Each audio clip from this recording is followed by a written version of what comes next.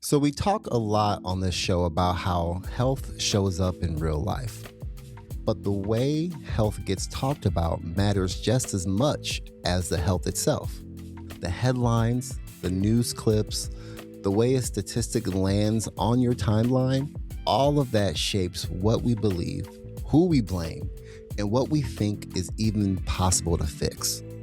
That's exactly what today's conversation gets into. I'm joined by two researchers who spent the better part of 20 years studying this.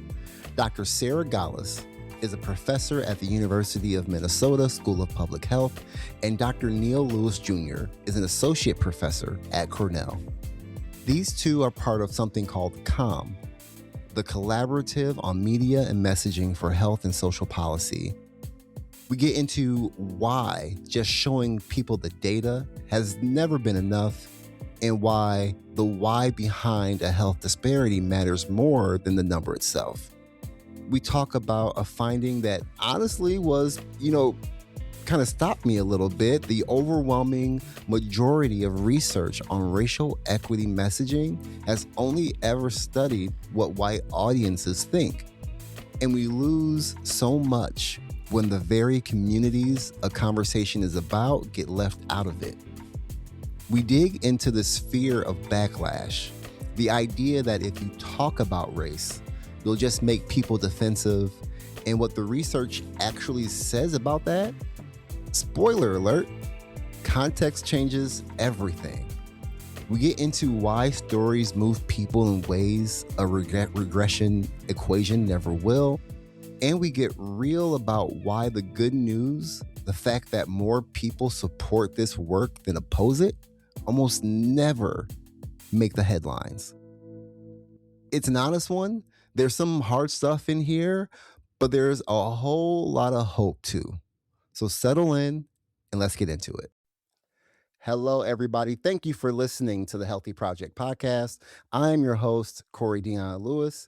And today I have not one, but two great people with me today that are really, just doing my research on the researchers, just passionate about this work and have been doing it for quite some time. So it's great to have you both here with us today. So before we get started, if you could introduce yourself and let us know what you do and what gets you up in the morning. Hi, I'm Sarah Gollust. I'm a professor at the University of Minnesota School of Public Health, and I am just constantly curious about how people understand the complex public health issues of our day, how they interpret and disentangle the politics surrounding these issues, and how our media discourse helps or hurts people's understanding of public health. And that has driven my research agenda for the last 20 years, and it's what gets me working every day in my work as a scholar and an educator in public health. Awesome. And Dr. Lewis, tell us, no relation, by the way. And tell us, yeah, tell us about you, what you do, and what gets you up in the morning. So thanks for having us on the show. I'm Neil Lewis. I'm an associate professor of communication, medicine, and public policy here at Cornell University. And similar to Sarah, that's one of the reasons we collaborate so much. I'm also broadly interested in, how do people make sense of this world we're living in, this Mm. country that we're living in, where there are these stories about what we are, how we operate, and then there's the reality, which looks a bit different. So, in a lot of my work, I'm studying that sort of gap between the stories that we tell and the reality that we live. How do we close that gap? And especially when it comes to issues like health and health inequality, education inequality, environmental justices, and so forth. So, just really trying to understand those issues and how do we address them is what really gets me up red in the morning.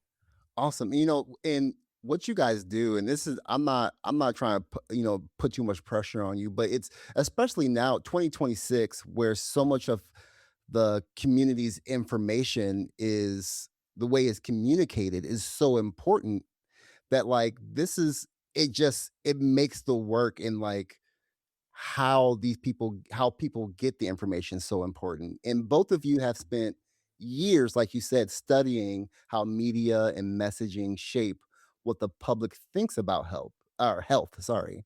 And before we get into the research, what made this feel urgent for you, urgent work for you personally?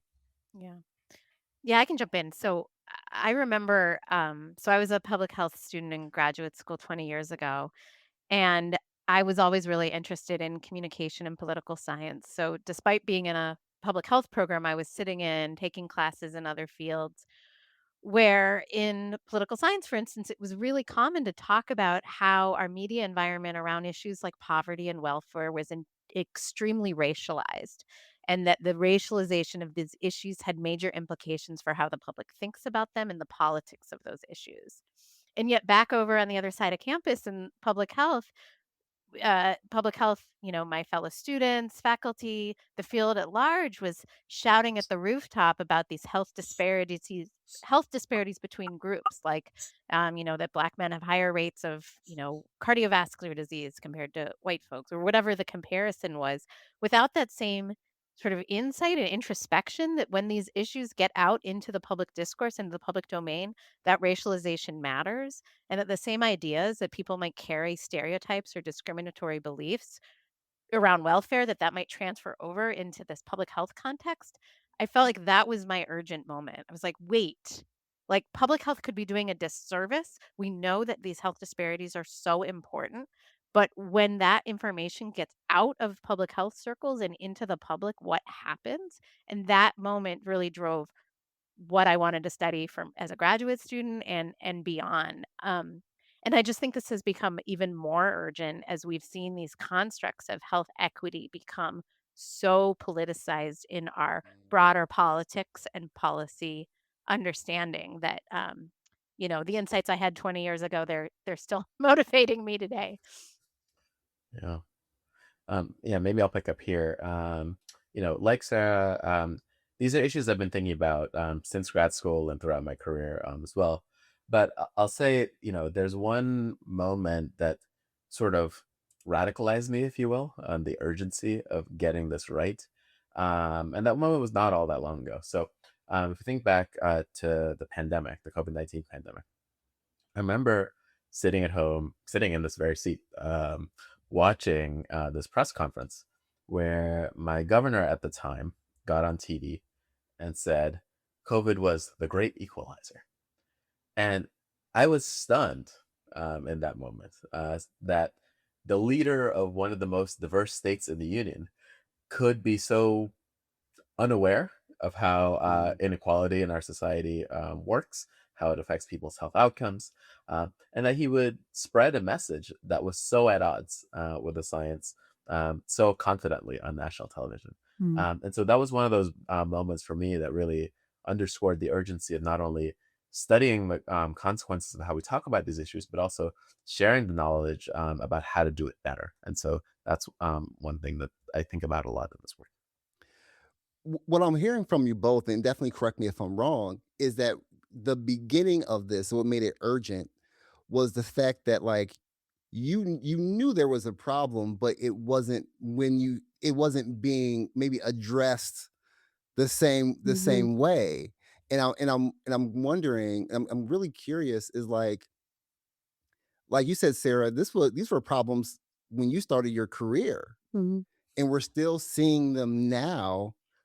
And where is the communication being broke? Like we see the pattern, we see what's like this is happening, and it feels like there's still this disconnect. Does that make sense? Yeah. I mean, I think part of it comes out of this idea that is so common in public health and health sciences and research generally, that if we could just tell people about the data, just tell them about the data, sort of to use Neil's argument, just show that COVID isn't equal and it's not equal in all of these Mhm. ways, right? We see these people, this group more likely to be infected compared to this group, that that will be the solution to a more equal society, that just showing people the data.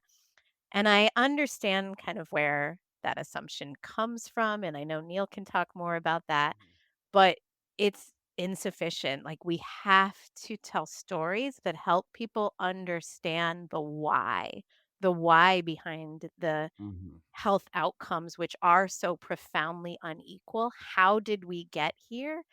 And the important correlate to that, how will we get out? What is the Yeah. policy? What are the policies? What are the approaches? What are the strategies that will make change? Because just using the data to say, you know, this group has this rate of COVID-19 or compared to this group has not been the solution. It's not gonna be the Mhm. solution, and we need to move on from that. And I do think there's growth, right? I wouldn't say things are exactly the same as they are 20 years ago. Absolutely. Over the course of my career, I've seen more people, policymakers, other, advocates and communicators be able to make those links and to be able to talk about some of the systemic factors that are the reasons why we see unequal health outcomes or health disparities. But as we've both talked about, there's still a ways to go as well. Yeah. Absolutely. So that kind of leads a great way to lead to my next question. You both are a part of the collaborative on media and messaging for health and social policy. A big crossover, a big cross university effort. For folks that who don't live in the research world, what is calm, right? Is it short calm, That's nice. right? Mhm. Which is great. What is it trying to solve, and why does it take a whole team to solve it? Yeah, maybe I'll jump in here. So our broader goal in Com is to figure out, better ways to improve people's health and well-being. And we mean that holistically, right? So we're not here to sort of wag our fingers at people, telling them to make healthier choices, as some do. And we're not about that. Instead, we think a lot about the broader social conditions that affect people's health, and what it would take to really improve those conditions. So when you have that kind of broad goal, it forces you to sort of ask yourselves, well, what would it take then to build support for changing those conditions, for changing the policies that affect whether or not people get to live healthy lives. And when you start going down that path, you quickly realize that requires the sort of interdisciplinary, and in our case, cross-institutional kind of collaboration, right? So, knowing why different groups of people might or might not support different policies isn't just about understanding their individual psychologies. Like that's part of the story, but that's not the whole thing. It's also about understanding the media ecosystem that they're embedded in, right? So, what are they seeing? What are they hearing in the news? What are they hearing from their leaders when those leaders get on TV? Mhm. So it's about understanding those kinds of dynamics as well as the political environments that they're in and like what that means for options they even think about as even possible for solutions.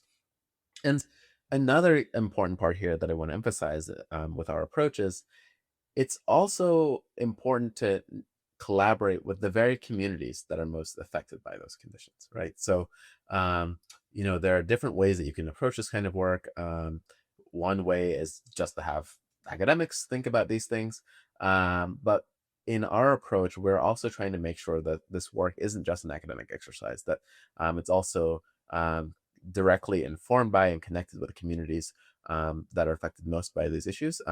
Because that's how we're going to find effective and meaningful solutions, right? So, we take this approach that we do because to solve these really big social problems, you need a lot of different people's expertise and experiences to come together. Like no single discipline and no single perspective is going to have all the answers. You get to solutions when you bring it all together. No, I love that, and it was something to what you were saying. The lived experience. I think I would say now in coalitions or groups I've been in that are trying to add the lived experience to the conversation because they want to have that community piece. I sometimes feel like the lived experience is there, but is it being recognized or are seen as valid because maybe they don't have the letters behind their last name. They live in the neighborhood, they know the neighborhood is all about, but it's almost like we want them at the table, but we don't trust them at the table. Mm, Mhm. yeah. Is that something that you've experienced or you've seen? And if so, like, how do we give people the pride of like, hey, your lived experience is valued and used? Because I've also seen that we may get lived experience information or data and not even use it. Yeah. Yeah. Sarah, do you want to start? I'll jump in. Yeah, I mean, that's at the crux of a lot of problems with policy and with Mhm. academia and our institutions where these decision making where these decisions happen and people are systematically excluded. I think yeah, the way our research looks at it, we're not going to be answering the right questions Mm. if we don't talk to people who are experiencing the problems that we're trying to solve. We're not going to provide useful recommendations if we don't identify communicators on the ground who what they need and what resources they need to resolve them. And so that's kind of the spirit of why we have different forms of community engagement built into our research processes. Yeah. No. Mhm. I wanna jump to how, news media cover, racial health disparities, and one of the things that jumped out to me in your work is the finding that most research on racial equity messaging has focused almost entirely on what white audiences think.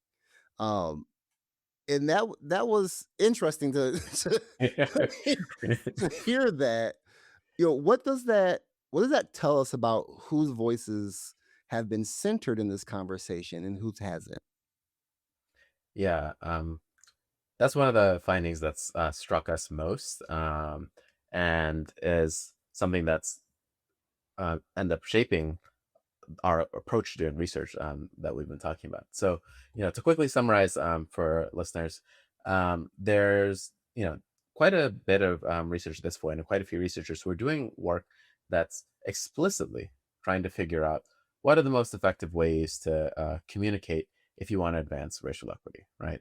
And so, given that focus in this sort of growing body of research, we did this study a few years ago where we asked this relatively simple question like, well, who are these researchers studying when they're testing these messages?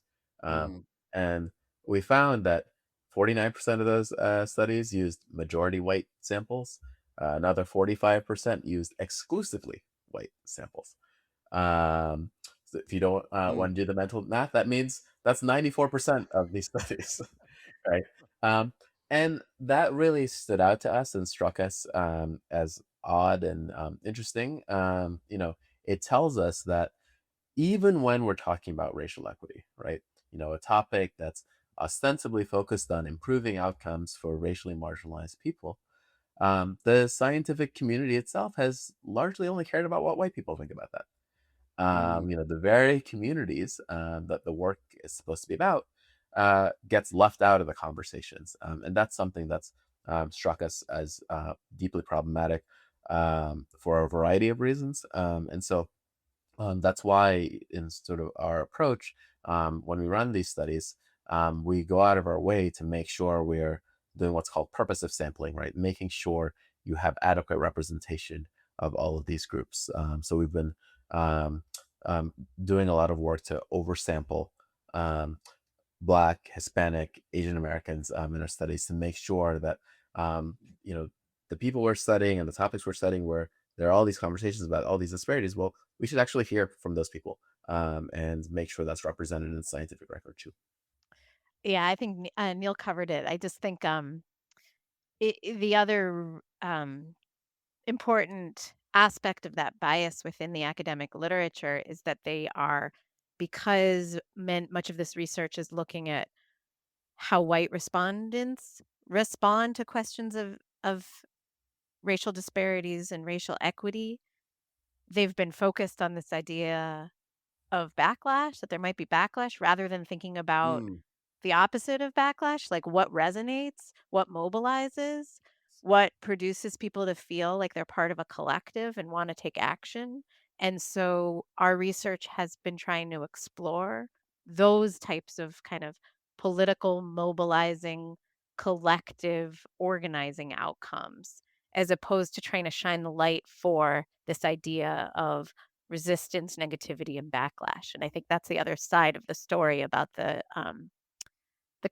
composition of a lot of this research that we examined in our study.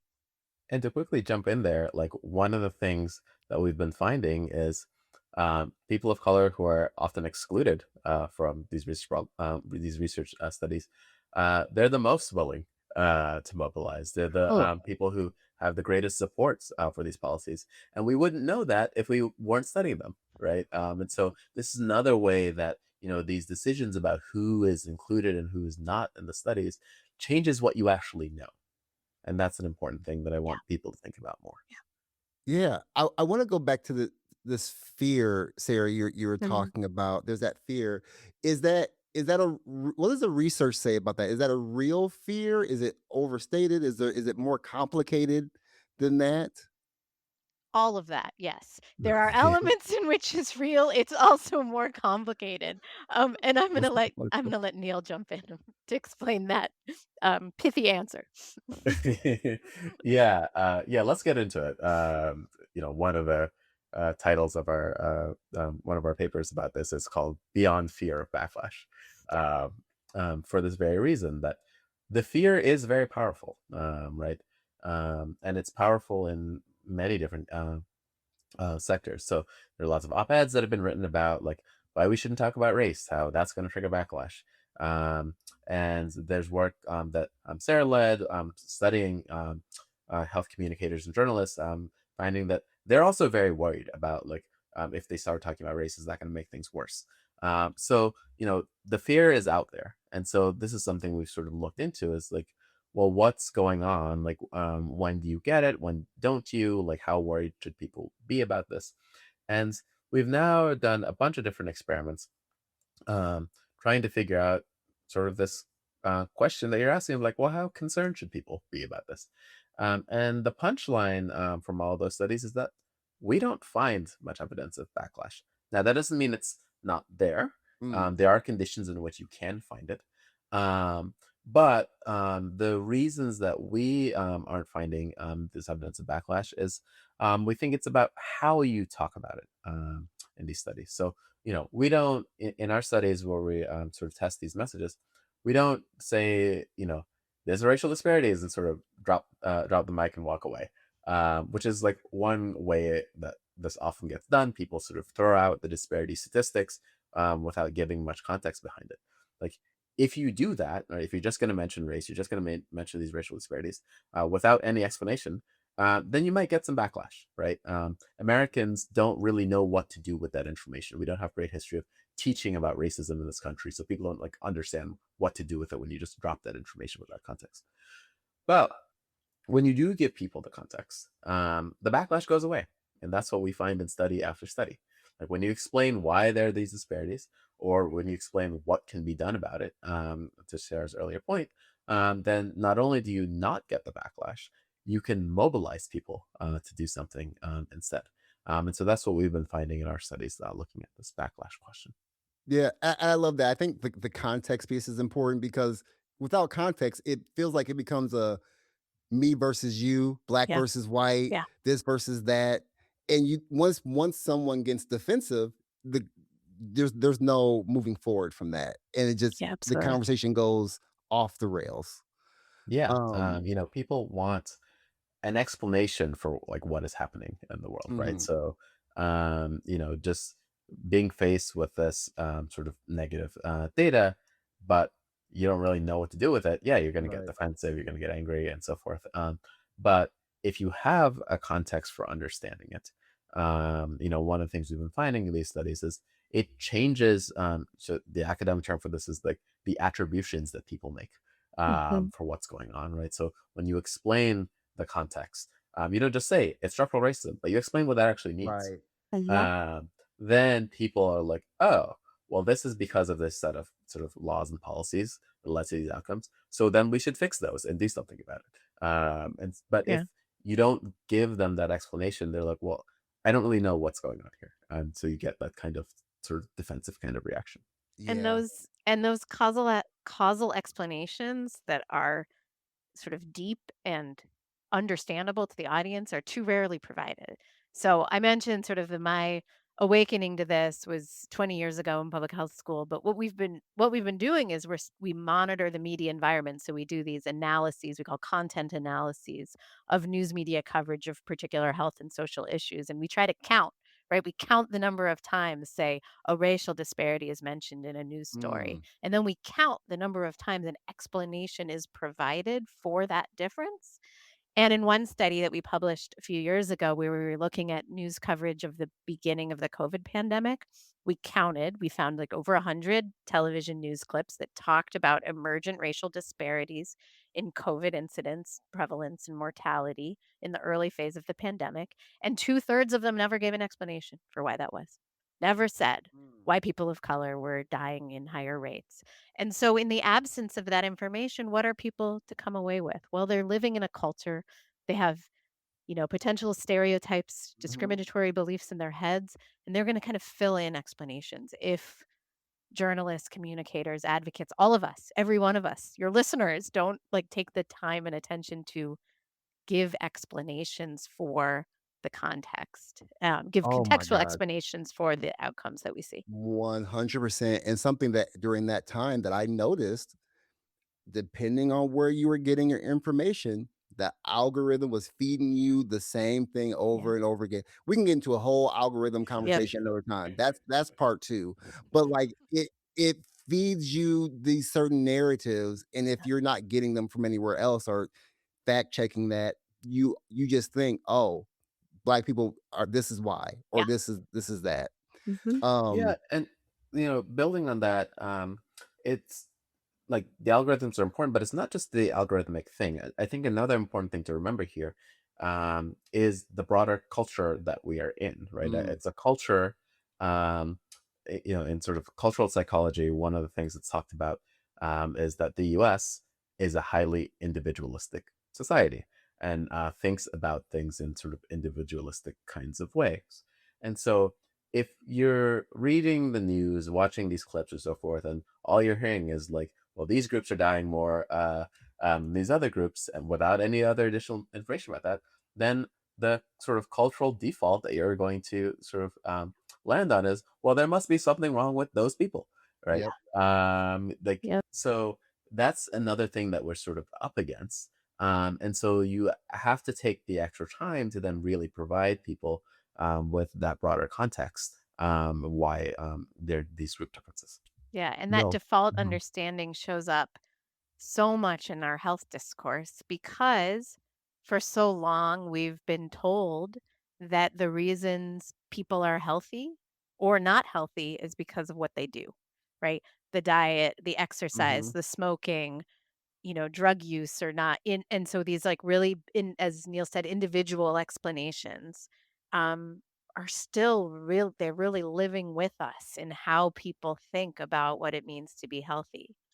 So it's no Oh, yeah. wonder that people come to if you're not given an understanding of why some people are dying of COVID, you're going to default to an individual or you're just going to think it's all about healthcare access, right? If you get Yes. to a systematic level of thinking, Yeah. it's around, well, they must not have a primary care doctor or they, must live really far away from a hospital, which is we're getting closer, right? But Yeah. that's not Hey, you that's guys are not the touching full on story. something Mm, you guys are touching on something that makes me cringe. Early in my career, I worked for a safety net hospital.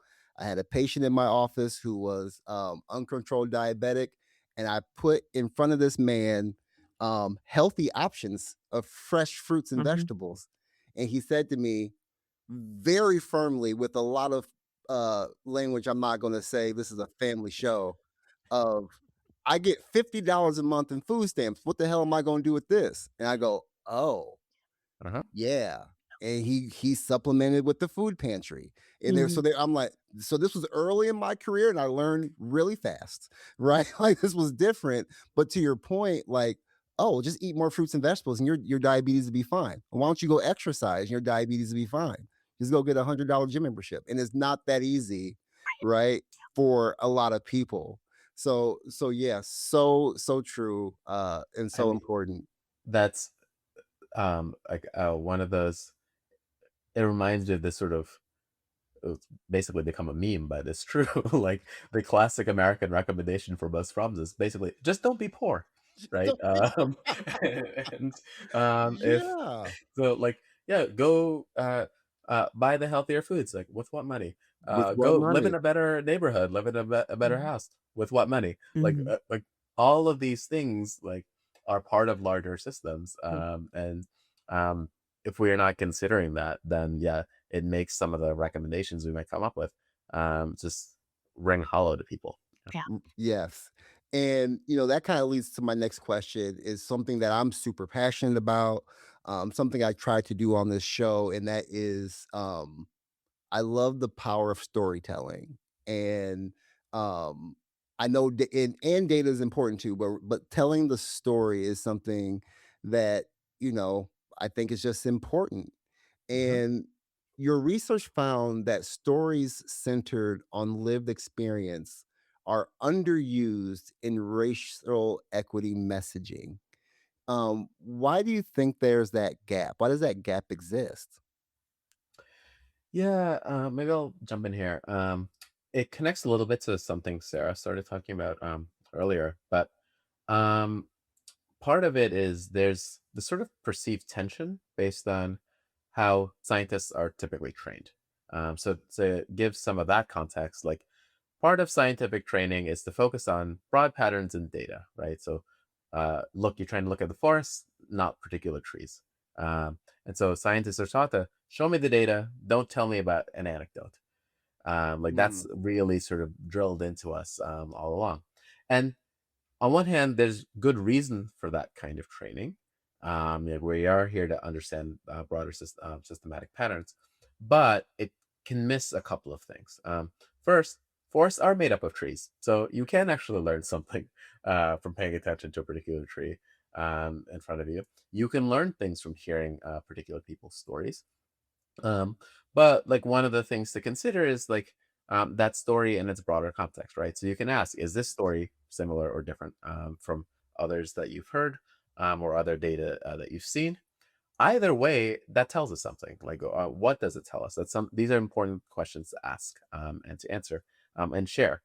But the second piece of this is, you know, something we know from sort of decades of research on communication, which is that stories are incredibly powerful for getting people to immerse themselves into the situations that we're trying to get them to understand, right? So in academia, we talk about this as narrative transportation. But what the research has found is that stories are far more powerful than just talking about data. And so that's one of the reasons sort of we and highlighting in our work the importance of incorporating these narratives more and more.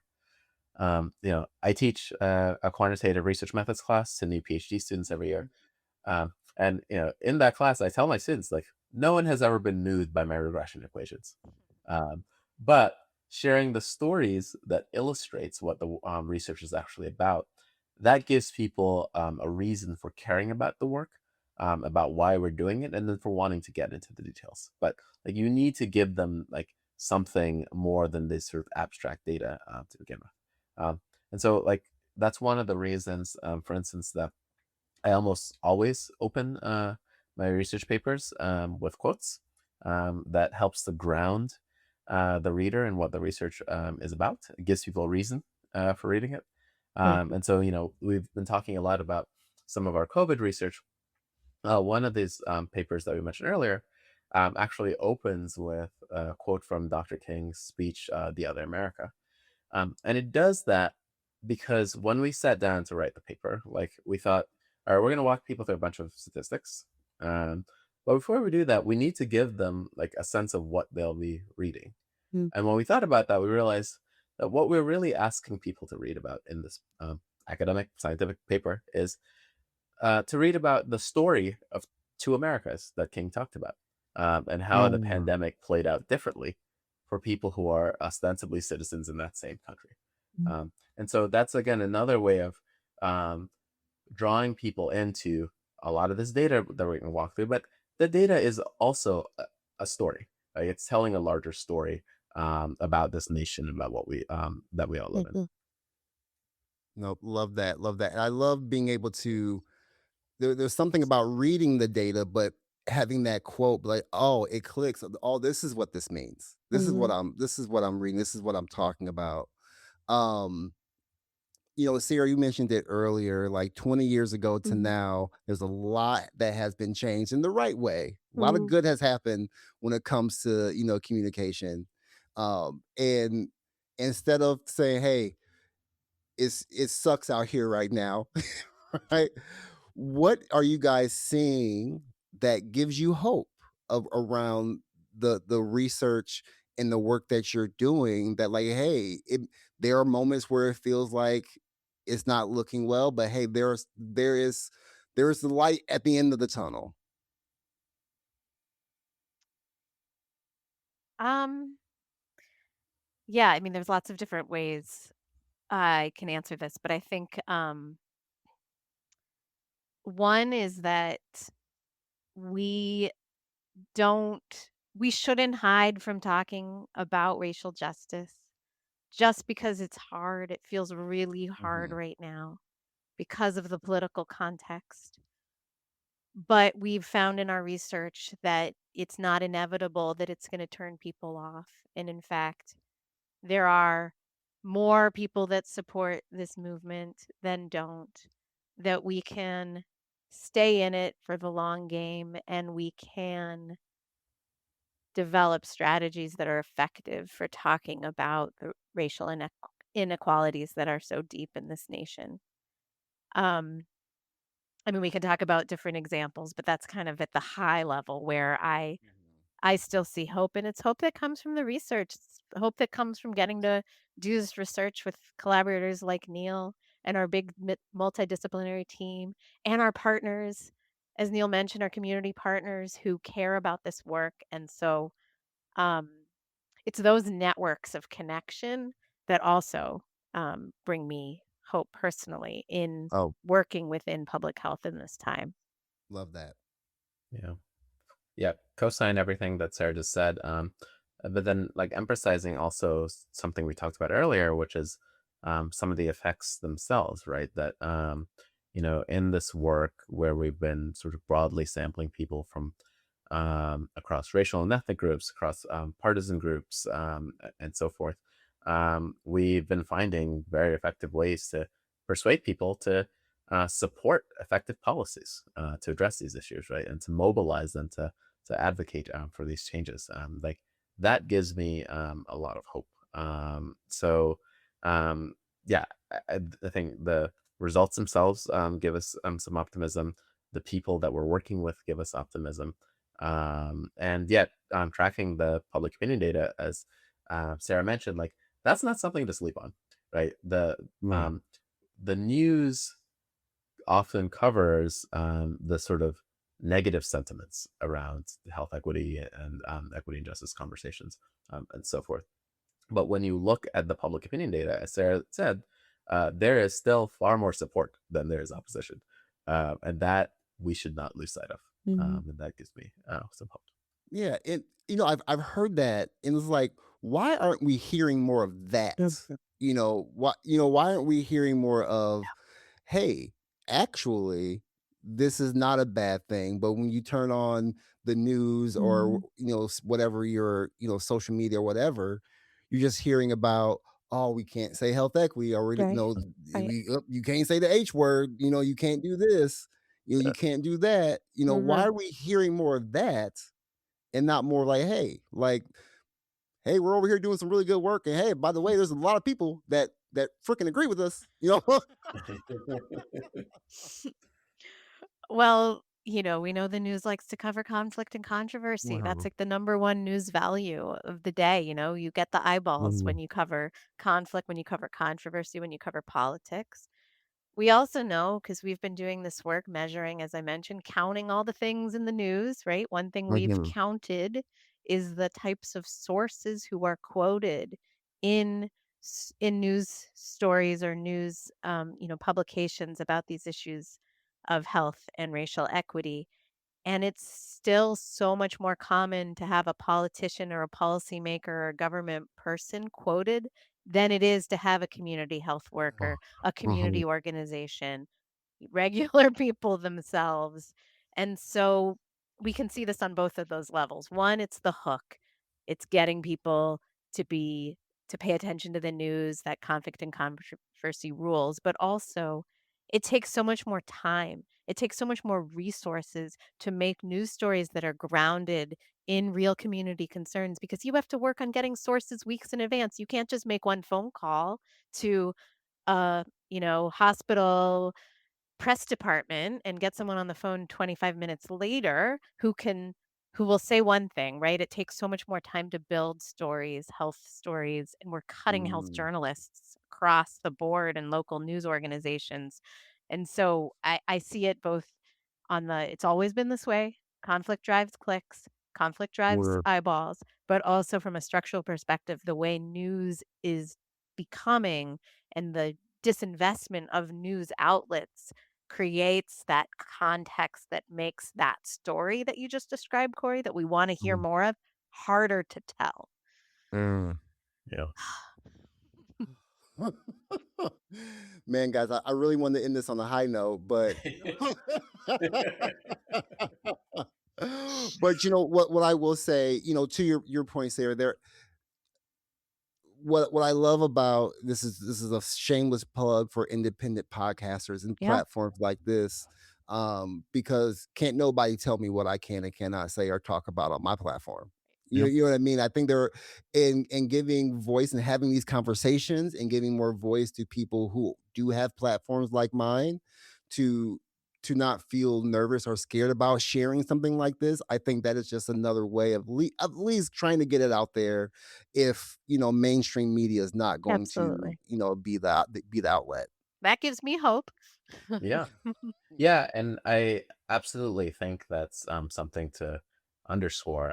We're in a moment now where media as we knew it, is sort of being reformed in real My time. goodness. And I do think it is places like this, the independent podcast, independent journalists that are willing to be bold and do the important work of telling the stories that um, the big outlets seem to be afraid to tell because either they're worried about being sued or whatever. But Mhm. yeah, this is where I see more of these stories being told. So thank you for the work that you're doing. It is really important.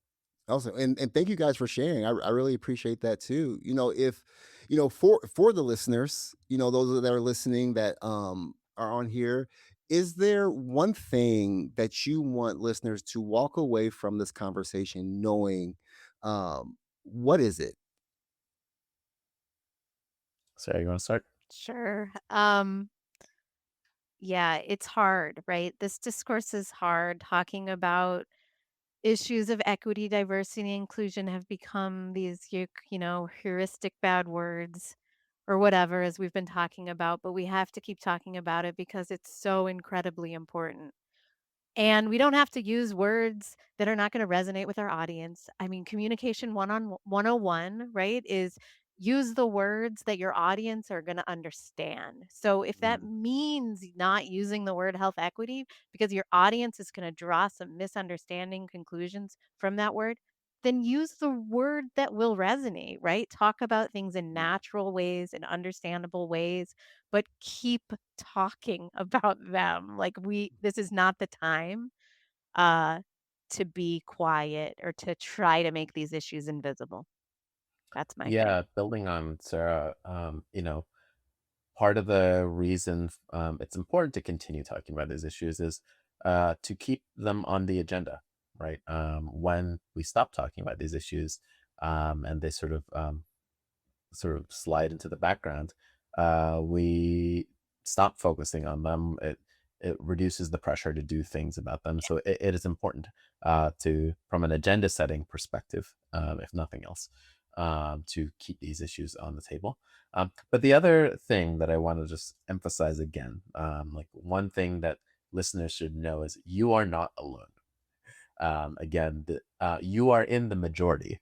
Um, people trying to do health equity work, you should know that you are in the majority. And that's something that gets lost in a lot of the, at least mainstream discourse. And so I want to make sure you hear it here. Awesome. I appreciate that. Sarah, Neil, guys, thank you so much for being on the podcast with me today. For those that want to connect with you, learn more about what you guys are doing, follow your work, where can people follow your work and get plugged into what Com is doing? Yeah, so two places that are easy to follow us. We have a website, commhsp.org. So that's where we keep latest work, also all the not only sort of new papers, but uh, summaries of them that are broadly accessible, news that's coming out, so forth. All that goes there. And if you are on LinkedIn, you can follow us there too. And we're constantly sharing research, and not just our research, but other related work that people should know about too. Yep. What Neil said. Awesome. Again, and I will also make sure I have all of those links in the description of the audio and video YouTube description for everybody to kind of get to easily as well. Again, both of you, thank you so much for your time today. I learned a lot and I really appreciated your time. Everybody, thank you so much for listening to the Healthy Project podcast. I'll let you next time. Thank you. Thanks.